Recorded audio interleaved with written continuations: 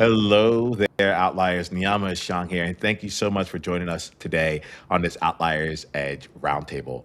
We are here for a conversation to explore and uplift the way that you think, the way that you show up in the world, and the way that you keep growing as an outlier. And today I brought along an incredible outlier for us to have this conversation with. It's none other than Francis Harder. Francis, thank you so much for being here. Thanks for making the time for this. We really appreciate you. Thanks for being here. Thank you for inviting me. Well, we're gonna have a lot of fun here today, and like as we have our conversation, I'm gonna be diving into like how you think, how you operate, and how you make things like come to life for you, right? But when we get these conversations started, we all want to like get a sense as to like who you are and how you're showing up in the world. So, would you mind letting us know more about you and the game you're currently playing? Well, my game now is all through the ends of many journeys, but through my book, which I published in about 20 years ago, it's now in its 11th edition. I keep upgrading because things change all the time. So my book, Fashion for Profit, 11th edition, is a guide to how to start your own apparel business. So when I wrote that, I was teaching fashion design, and I said, we need more business training. So during that time, I also started an educational nonprofit.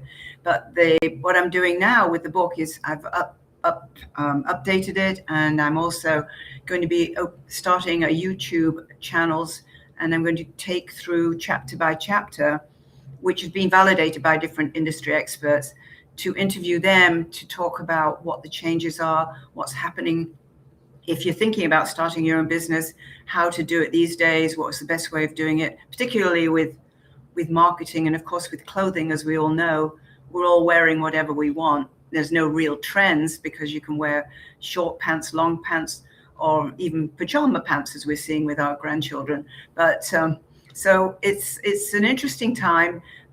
Starting a business is still very much doable. Sustainability needs to be included in all your plans. Is it 27% of landfills are full of textiles and old clothing. So we need to really think about how we're polluting the world and what we need to do to sort of bring it so that our grandkids can have a better environment, and also, of course, animals. Well, this is really fascinating to me. Like, if you don't mind, Francis, like right away, you've already given me something in this conversation. Do you mind if I share it? Of course. All right, cool. Like, so one of the things that like I'm capturing as this is going on is like the you talked about the book being in its 11th edition, and I 3 years ago at this time of this conversation, let's say two and a half, just to be fair. I ended up writing a book, 200 pages, had assessments, had all these things in it. And then, like, I never got really out to bringing it out, like sharing it, promoting it, letting people know that it existed. And part of what I was thinking about at that time is that the book had like some good ideas. I would stand by what the book said, but like I'm like, oh, I don't have like the proof or the conversations or like the examples of it in here, right? And so it's not ready to go out. That's what I was telling myself. And when you just said like you just introduced it 11th edition, I was like, oh, I like Francis figured it out. Like you can Well, start with what you have and then keep making it better as it goes on. Would you mind sharing that? Because I'm sure that there are outliers right now that are telling themselves it's not perfect. I'm not the expert. There's things that are happening. Things are changing. Should I even get this out there? Do you mind talking to that real quick here from your own experience? yes, I mean, I've self-published, which for me, when I first started doing that, it was, good marketing because I'd be doing a lot of seminars and being out there and selling my books. So I've got to the stage now where things have kind of calmed down, and whether or not I should look for a publisher. But, you've really got to figure out which way you want to go. How can you get the sales for your book? And been looking into getting a publisher. I haven't found yet the right way of doing it, but I'm thinking of just because the book also comes with lesson plans. So there's like, I don't know how many chapters, 16 or so, but they come, each chapter comes with lesson plans. So if you are using it as a textbook, which some of the university colleges do, then it comes with all the lesson plans for a 12-week and a 16-week course, See, that's which is awesome. pretty. Yeah, like so one of the things that I get here, Francis, that like you've continued to let things evolve over time. And I just think outliers as we're listening to this conversation, like give yourself a chance to see like, okay, what are you building right now? And what might that look like when you get to the 11th edition of it? Like there's something in there that I think that is really um freeing actually, Francis, like to be in a place and be like, oh wait, like this can keep evolving. And like you're like, I started out self-publishing and now I'm looking to go and like do this with a publisher going forward. Like there's elements of this where I know at least I catch myself thinking that it's like however I do it today is how I have to do it forever, and you What is found your book? May I ask you what your book is yeah. Thank you. Like you're like I haven't talked about it. So it's World of Difference. It had a tagline, but I haven't really brought it out in the world. The book is called World of Difference, and it's really around how do you show up as an outlier out in the world and continue to grow yourself throughout the process. And um, self-published, like had like got it looked good, it looked good, but I there was something in it where like. Yeah, I think to your point of like knowing what you want it to accomplish, and then also like how you want to go and get sales of it. Like there was something that felt out of alignment after it was done that I haven't actually like finished it. It's why I actually chose the podcasting and live streaming like platforms instead, because it was like more dynamic. There were things going on more associated with it. But there's something in what you just said here where you're like, oh, I'm now interviewing people to help continue to make sure that it's up to the times. I'm like, oh, there's the simplicity of that. It just makes sense. It just makes sense. Well, we'll see where Yeah. it goes. I asked my grandson, I said, can you help grandma do your YouTube? And he said, oh, of course. So I'm waiting Nice. for him to come over. Yeah. Yeah, yeah, yeah, and like I like that too, right? Where it's like you actually have your body of work, right? Which is rooted in the book, but now you're finding more ways to bring it out to people in like given like the times and the technology that's available, like as well. Like you said, you wrote it 20 years ago. Is that correct? Well, the The first first edition? edition, yes. Yeah. And then it went where, as I say, moved forward to retailing, and then now sustainability is included. So Mm, and things change. So I needed to update it. It's 20 years, the first one. So yeah. yeah, so Yeah. it's been a journey as you Huh. are finding out yourself. Yeah, well, let's talk about the journey. Let's see, Francis. Let us know a little bit about like what it took for you to be here right now. Like, let us know a little bit more about you and the journey that of your outlier experience. Well, I suppose you go back to childhood, as you probably remember, and as far as your own childhood. But I'm the youngest of three, and from northern England, Manchester. And it turned out I was dyslexic, which at the time they didn't really know, but they just thought you were not that smart. Anyway, from there, I had amazing teachers and worked quite hard, and so I got into art college, and from there they asked me to go back and teach, and then it's sort of the journey started there. And as you probably realize, you're a hard worker. Also, hard work is also important. Networking, people you meet, they can open up new doors. But while I was designing, and suddenly I was asked to start teaching, but then my private life got involved, and my first husband was an engineer, and he got a job offer in Munich, and so we went to Munich. And I was an out of work fashion designer at the Oktoberfest, and luckily there was an old engineer next to me, and he asked me what I did for a living, and I said I'm a designer, and he said, can you start on Monday? And I said, yeah. Of course, I didn't qualify that I'm a fashion designer, not an aircraft designer. But anyway, I worked on Airbus for 4 years as they called it, a technische Zeichnerin, which is a technical drawer. So that was a very interesting 4 years working there in Munich. And from then, um, private life again. I got a divorce and met a new person, and we traveled around the world. Can I pause really quickly on this here? Because like you have like a smile like emoting for me here. You had said earlier here like and now I'd love to we'll pick up after we'll pick this part up in just a bit. But I really like the casual awesomeness of this. You're like, I'm a designer. They say, can you start on Monday? And you're just like, yes. All right. And you're like, it wasn't even in the field. you know? So take me to that because I think that like you're talking outliers here. Like we have such very like we are just multi hyphenated people. Like the way I often say that like that things were unexpected but not surprising. You know, I'm like, well, didn't see you going into into this career, but it's not surprising that like that's where your journey took you. You know, Right. It was so so like, funny to start there, working there, and I was sort of saying, "What am I doing?" But at that time, it was really the computers were just coming in, and so the all the engineers were doing it on a big drawing board, and they were doing it in pencil. So my job was to take all the pencil drawings and turn them with a repeater graph, which I knew what a repeater graph was, and make it into a neat drawing. So it was it was very funny working in Germany, and they have their happy hours at 8 o'clock in the morning, and mm, if it's your birthday, you go in. They've got champagne on the table, but yeah, it was interesting. And then we took a year off and traveled around the world and got married in Sri Lanka, which is Ceylon at the time. I think we did anyway. But then we came to America and drove across America. And once I got to California, it was like, I'm staying here. But mhm, yeah, we've been very lucky in where we've been. And then from there on, through connections, I got my first job designing for, actually, it was Lonnie Kane, who's now married to Karen Kane. And from there, it went, I got a job at FIDM, the Fashion Institute. And I worked there, and I had two children then. And then we moved to Seattle for 4 years. We lived, and I taught at the community college there, and that was interesting experience.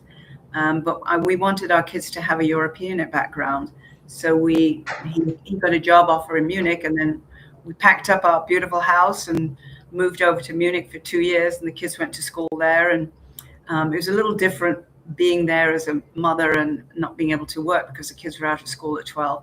Although I started teaching part time at the international school. But after that 2 years, we came home, and again we bought a new car and traveled through America with the kids, who were young, and they were always saying, "Are we nearly there?" Which as you yeah. know. Are we there yet? Are we there yet? Yep, yep, So it yeah. was.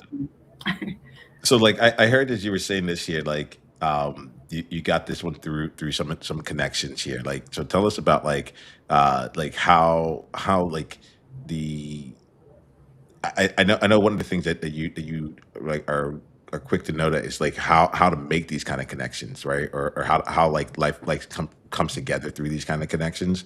I think about this also from like the outlier standpoint because we've done like when you said you got married in Sri Lanka, I can imagine that people are listening like, "Yep, got it." Like I understand that. Like, and you were like somewhere, like we're in this space. So the life was moving. And what I get is that like you've collected a number of experiences, a number of people, like and things that like may not make sense on paper.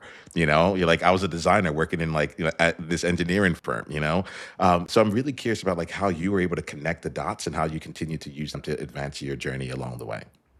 Well, it is. I mean, it's not like something I really plan. Oh, my, I need to talk to them. I don't go around doing that, but I suppose, socially met people, made friends with them, and we valued one another's experiences. And when I came here, through my connection with Lonnie, I started designing for him, and we were doing denim wear, and we actually did a big fashion show, and we won it. From there on, then I met Karen, and she said they needed teachers at FIDM, and started teaching at FIDM. I started my own line of clothing for children, and that was interesting. All these things that happen to you, and I'm sure you'll agree, is that if it's successful or if it's not successful, you still learn a lot. And I had my children's line, it was great. We were selling quite well here. I had a showroom, and then the showroom said, "Oh, we've got a showroom in New York. We would like to get duplicates made so we can show there." And I did that, and I was so excited, and then shipped it off there. But I never heard anything from them in New York, and I asked a friend to go and have a look. And so she was designing in New York, and she called me up, and she said, "Well, Frances, your designs are in the window. They look great, but not with your label in it." So it's like Mm. they cut my label out and put another label in that they've been working with, who they knew could produce the goods. So it's like, what the hell do you do now? What did And you do then? Like, well, like, again, you never know. Life got involved in that. My daughter, who was 7 then, she became down with type 1 diabetes. sorry to hear So, that. I could have sued her, but, I was just too controlled by what's happening with my daughter. And Anyway, I just think, there is karma, because about 10 years later, I was reading in one of the newspapers about a woman going in London to Harrods, and it was this woman, and they'd asked her to leave because she was dressed inappropriately. Apparently, her leggings were too tight, and you could see part of the skin underneath. Yeah. Or she got Yeah. Gloria Allred involved to sue them. I'm Yeah. reading this, I'm going, I could not have written a better revenge, Yes. No. Yeah. Oh, so this is something I think is really interesting because like we what I'm hearing from you is like you did the work, you did your part, you put it out into the world, right? And then someone else like took it as their own, right? Right. And was making money from it here. And what I'm getting from you is that like that wasn't the end of the career for you. That was like you were able to like transcend it, and you're like let's let life come in here, but I'm not gonna like I'm gonna prioritize other things in my world right now. Am I getting that Yeah. right? Right. Yeah. Yeah. It turned out to be a stepping stone. Yeah, Right. tell me, so yeah, just tell me a little bit about this because I think there is a like a fear, something that holds us back that went from either launching ideas out into the world, where like well, what if we tell someone and it's too early and they steal the idea, or like in your case, like you did it, you brought it, you sent it all the way over there, and then they switched out the label, like there was real like levels of theft involved in that, but like what do you say to anyone that's like that has something that they want to bring out into the world, but is like holding it back for fear of like, well, what if it gets taken or something like that? What would you say to that person? Well, to sort of also explain, after I was teaching at Otis and wrote the book, someone came to me and she wanted to start an incubator. Mm, And, as my book is like a how-to book, the incubator, we got launched in LA, Fashion Business Incorporated.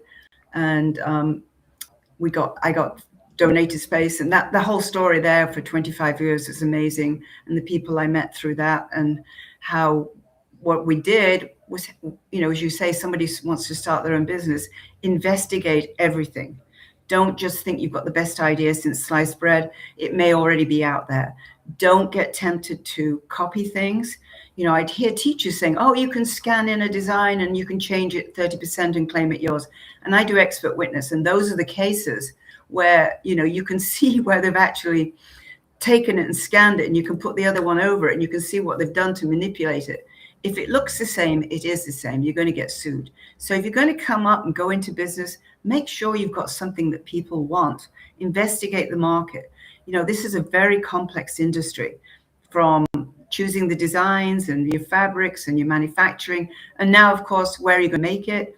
Is it going to be domestic, or are you going offshore? Then you've got the tariffs to deal with. The trade shows last August when I was there in Magic, there were these signs from India and from different international countries with a big sign. It says today it's 17%, but it may be more tomorrow. So, everybody was like, this whole flux of what's happening. Is also affecting all industries, of course. So as far as starting your own business, you really need to know your niche. Is there a niche? Is there a need for this? Really look into it and do your marketing. And also, one great hint is go to SBA, Small Business Association. They have consultants who can help you. And I use them a lot when I had my FBI to help a lot of the people starting out. They've got attorneys who work for free. They have accountants. They have really great service. In fact, I talked to one last week in regards to book publishing as well. So you find out where you can get the help. If you have to patent it, you can't patent fashion designs. But if it's got a utilitarian aspect, then you can patent it. So know what it is you're going to do. Do your homework. Get a small business plan together. I usually teach them to start with a sort of PowerPoint, what you are and what you're doing, and then make it into that's kind of the base for doing a proper business plan. So yeah, it's complex. So you really need to understand where you're at and certainly get the help you need, because it's hard to do it on your own, and finding out how you're going to sell it. Are you going to be straight to the consumers?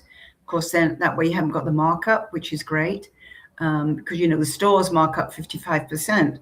So if you're selling something at $50 and you're making 25% on that, and you've made it for $25, that might mean, say you bought it, you want 50%.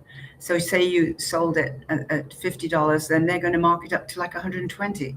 So you really thinking about all this from buying your fabric and how much design goes into it will also rule where you can sell and who you can sell to. There's something in what you're saying that actually, like, I've realized, like, lights me up a bit because you talked about the complexities, and I enjoy nowadays trying to do two things. One, finding the simplicity, like how to go from complex to simple, and then the other side of it is like removing the friction that is taking place, right? There's something in what I love about what you said here is like it's like what you described here was the simple version. There's a lot of pieces involved in it, but like our simple version has 50 different pieces still to navigate through. And I think that there's something in there, just given like your depth and breadth of experience in this here, that I don't know. It makes me smile because I think that's one of the things that outliers are really good at. We're good at navigating complexity. We're good at navigating ambiguity and continuing to play forward. And I guess, Francis, one of the things that I'm appreciative, as you're saying here, is that you're not trying to make it seem easy per se. It's complex. Like, it doesn't need to be hard, but it's complex. And I think that a lot of times we're put in positions, or like the marketing of things is, look how easy this is, you can just get started and it'll just go for you. And I can imagine then, I hear it with my clients, I hear it with other outliers here, where it's like, when it doesn't go when it doesn't feel easy, when you find out how complex it is, right? Outliers tend to like lean in, but there's an element of it that makes it feel like, oh, am I doing something wrong?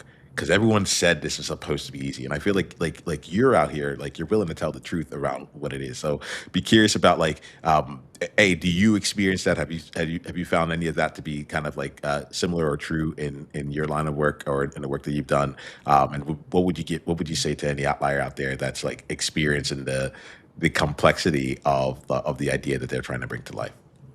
Well, I would say, as you said, you have an idea, but then you've got to sort of tap into what that means and what's involved in it. You've got to set your business up. You have to understand accounting. You may be a designer, an artist, but you still have to understand all that goes into making a successful business. And if you can't do it, you've got to recognize and find people who can help you. Of course, if you're finding sales reps, you've got showroom participation fees, you've got to pay them. So there's so much to go into it. That's why you have an idea, that's great. Then you've got to really flush that idea out and find out if it really is an idea that's going to be commercial to make money. And that's why I say SBA, they'll even help you with your business plans. They'll bring people who are from the industry to sort of help you as well. So there is resources out there. It's just finding the right people. And as you probably realize too, it's finding the trustworthy people that you can work with. Shit happens, but you just got to keep on plowing through it and hopefully finding the right channels for you to make the sales and become successful. Are you selling online? Are you doing pop-up stores? What are you going to do? Are you recycling? This is a big new thing. Going to Goodwill and buying clothing and recycling them.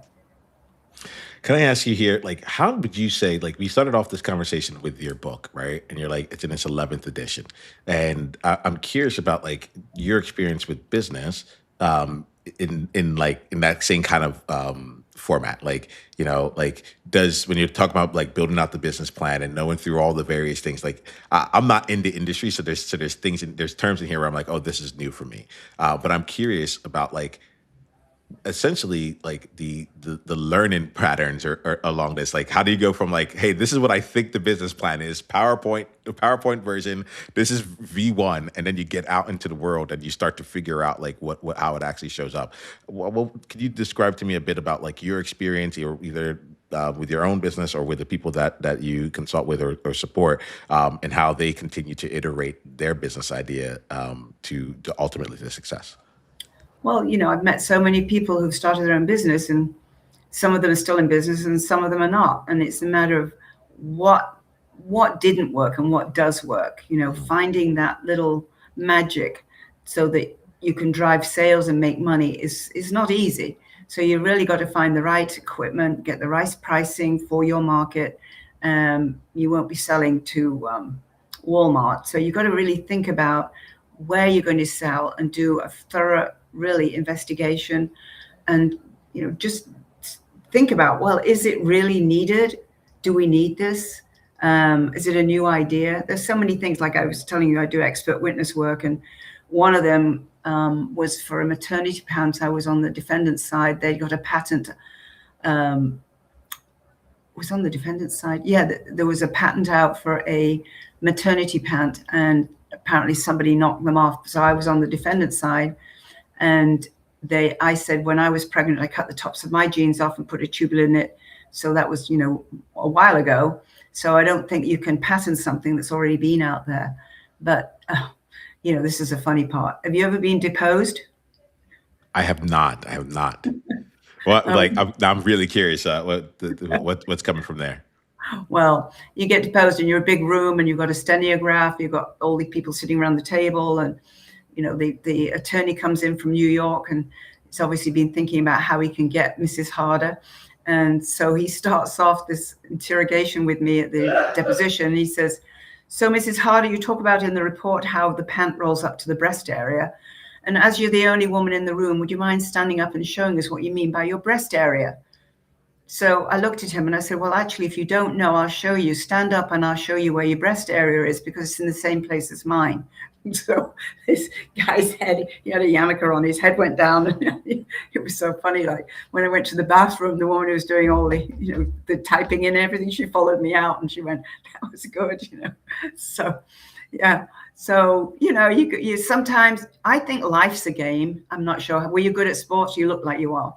Oh, I really appreciate that. No, I'm I'm like my eldest is good at sports, so I'm like, oh, maybe this was in me, but I wasn't. But go ahead. I look at things from the lens of a game. Like Yeah. that's how I choose to play it. So tell us more. You're saying you think life's a game. I think so. And, I used to drive home and just say, sometimes you win some, you lose some. Maybe I lost some today, but maybe Mhm. things will change. So you have to be a little bit of thinking about exactly. You can't get too down. You just kind of keep on rolling out. And what have you learned? But, it's hard sometimes to really, if you're on your own trying to do a business and you haven't got the help you need and you don't have the finances, how are you going to fund it? People start off with no money, but you can't do this without money. Mhm. Can you take, a second on your house? Where's the money coming from? And that nobody wants to take this risk, but they think that somebody else will loan them money, Mhm. yet they're not Mhm. willing to use it themselves. Mhm. So yeah, you've really got to ask yourself, how are you going to start this, and how are you going to fund it, and how's it going to happen, so that you can hopefully make a living. It's predicament. You started your business here, right? And Yeah. so you've taken off. That was a Yeah. gamble. How Yeah, was and it? I like when I got started, I was doing it part time, right? So I was working full time, and it was like nights, weekends, and early mornings, really. You know, What was your job? What were you doing? So I was working in tech at the time, and working as a people experience consultant. So I was making sure that the global company culture was had like the right kind of infrastructure to support like what was naturally taking place. And so, Mhm. but I had spent my time before that working as a retirement actuarial consultant. So I spent my time. The first thing I started off was all around helping people take their actuarial exams, and get into the actuarial like profession. But I realized I was like, it's not where I'm gonna keep going. It was a good business. There was lots of things going on in it, but it just wasn't the right fit for me. And then we moved out to Singapore, and I was like, this is the opportunity to spend some time like really building out this thing. But it's still like there's still things that I'm figuring out in the Are business. you say you went to Singapore? Yeah, Were you yeah. working there? No, I was working. I still had my business based out here in the states, so I was working through on the business in Singapore. But we went there like it was really interesting because my we went there through my wife's company. And so it was like usually they had like the traveling spouses, and I was the traveling spouse in this case here. So it flipped everything on its head. And we've been playing that game since. That's interesting. I know. Well, I Yeah. mean, my journey is designing, as I told you about my children's line, but then I was invited to design for the Sultan of Brunei. Oh, Mm, first of all, I had my name under license in Japan and working with it. It's very interesting when you work with all these different ethnic groups and working with the Japanese. They were so fantastic.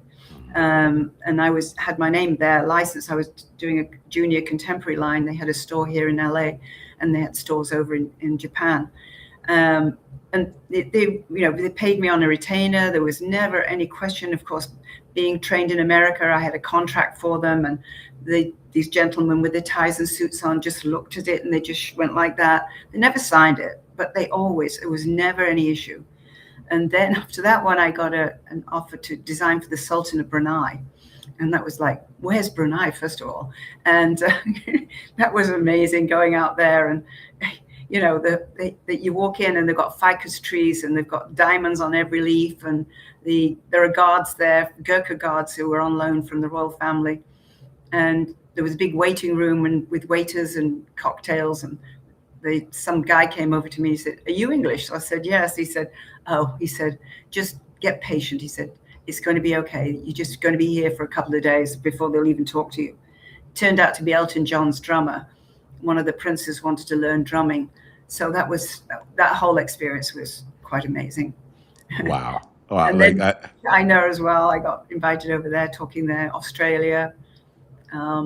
Yeah, amazing. I've been working with the United Nations, so I was helping third world countries enter the American market. With Peru was first with their alpaca. That was amazing. Have you been to Peru? I have Recommend. not. Yeah. Lovely, lovely people. And after that, then it was Kathmandu with Nepal, working with Kashmir, and that was interesting. I'd been there before, like the Kashmir. That was quite a challenge. They were trying to stop knockoffs, so I learned that you can put DNA in the fiber of the DNA of the cashmere in the Huh. fiber, and you could test whether it was 100% cashmere. Then after that, it was working in Egypt, but would have loved to have gone, but it was COVID, so I was doing all these Zoom meetings, and Mm-hmm. after 54 Zoom meetings, they only turned up for 24. This is men-dominated market. Mm-hmm. Francis, this is like as we're talking about this, I gotta say, like we're about time to like start wrapping the conversation. But as you're talking, I'm like, this just feels really um like I see you in your outlier, from from Brunei, and there's just all these different instances that really do make up like a really fruitful experience. And I want to thank you for the contribution you've made in your field, and that you continue to make here. Um, Thank um, you. what we're gonna do, we're gonna wrap our conversation for today. Outliers, like my ask of you here is to put in the chat and put in the comments any insights that you've gotten, any questions you have. We're gonna be wrapping up in the next 5 minutes. If you have a question that you would like to ask Francis, like go ahead and put it into the comments, and we can bring that in. We'll do that more fluently going forward. But I want to invite you to just join us in a one person, one conversation at a time initiative. One of the things we do here is that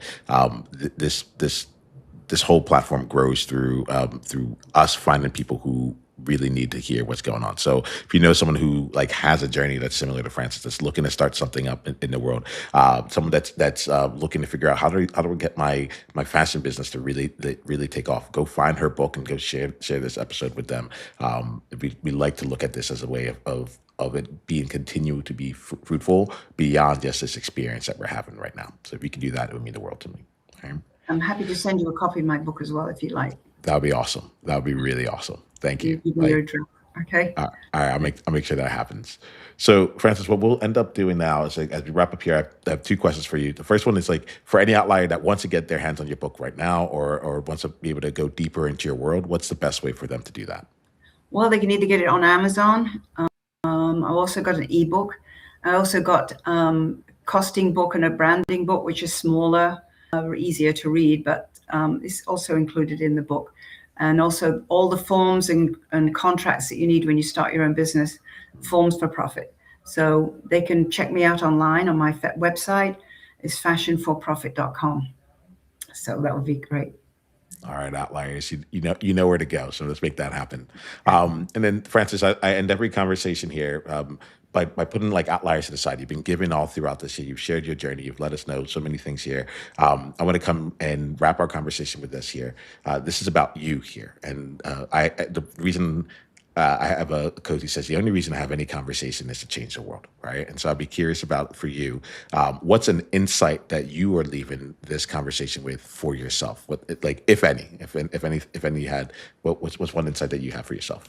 Well, I've always said, my little motto is we're here to make a positive difference, right? Hmm. We've got plenty of people making negative differences, but we need positive differences. So I would definitely say, we're here to help where we can and improve either the industry or improve the world in some way. If we can all be less cruel to one another, that would be, I think, something that we all need to try to achieve. Particularly now, it's a very turmoil time, and we need to sort of all try to work together. Hmm. Hopefully, I think that's I like that, with hope, right? Like, yeah. and carrying hope with us. Francis, I think that's a wonderful place for us to end for today. Thank you so much for being so gracious with your time, with your experience, with the conversation. Just so you know, I had a lot of fun, a lot of fun here. Me Like, too. Me too. I'd like to know more about you. I'm going to have to interview you. oh, we'll take that. I will be happy to outline. You heard it here. We'll keep the conversation going. And this is like, and similar to what you were describing in your journey, we never really know where things are going to go in the long run. So I'm glad we're a part of each other's world. All right, Thank you. outliers. Until the next time we talk, go out and be you on purpose. Journey on. Thank you. Have a good